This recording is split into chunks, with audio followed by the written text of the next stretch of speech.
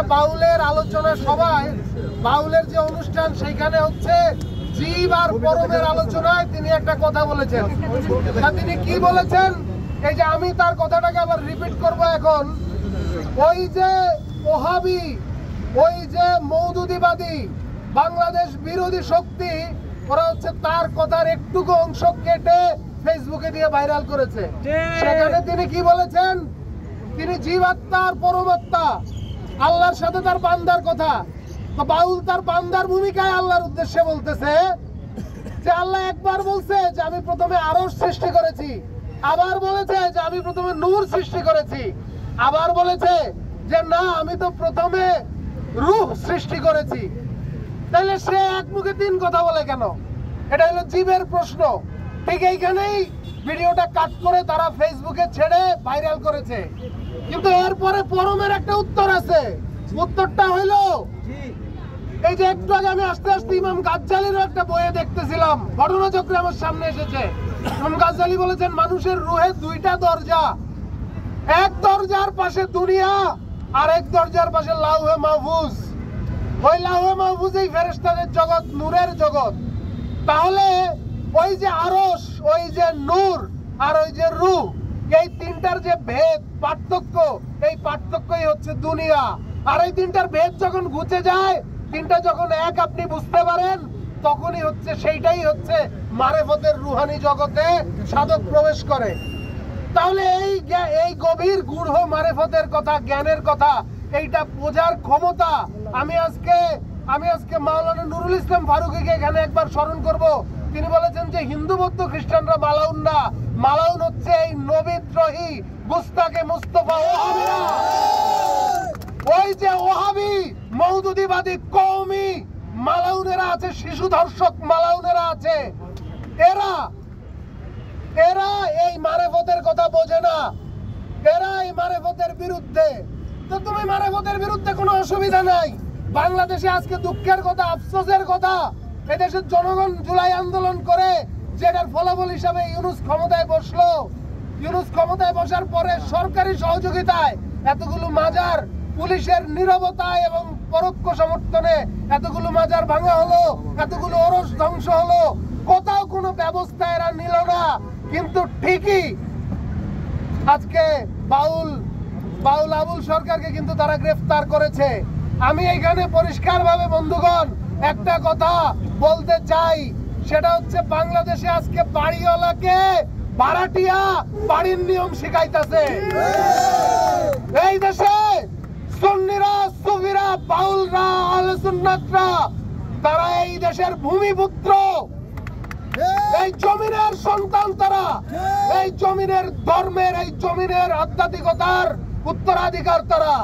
আর তোমরা যারা কওমি ওহাবি সালাফি মওদুদিবাদী এজিদের বাচ্চারা আছো, তোমরা বহিরাগত ভাড়াটিয়া এই বাংলার জমিনে।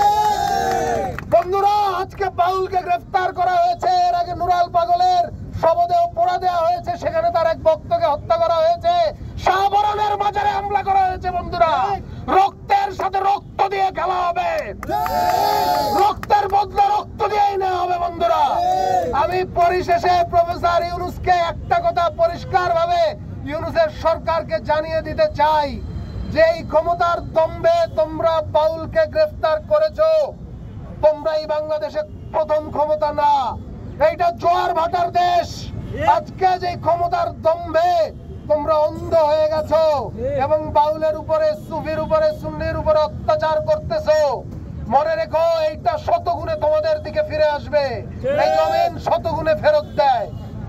পরিশেষে বন্ধুরা আমি একটা কথা বলে যাই, বন্ধুরা এই যে অন্ধকারের শক্তি, এই যে অপশক্তি, এই যে আধ্যাত্মিকতা বিরোধী শক্তি, এই যে শয়তানের উপাসকেরা, এই যে শিশু বলাৎকারীরা, যারা আজকে বাংলাদেশের মালিক মনে করতেছে নিজেদেরকে, যারা আজকে বাংলাদেশের মালিকানা নিয়ে নিছে মনে করতেছে, যারা ভাবতেছে যে তারা বাংলাদেশটাকে আফগানিস্তান বানায় ফেলবে, আমি তাদের উদ্দেশ্যে একটা জিনিস বলতে চাই যে এই জমিন ফকির মজনু শাহের জমিন, যার তলোয়ারের সামনে ব্রিটিশ ভয় পেয়েছিল, আজকে সেই ফকিরকে তোমরা অত্যাচার করো।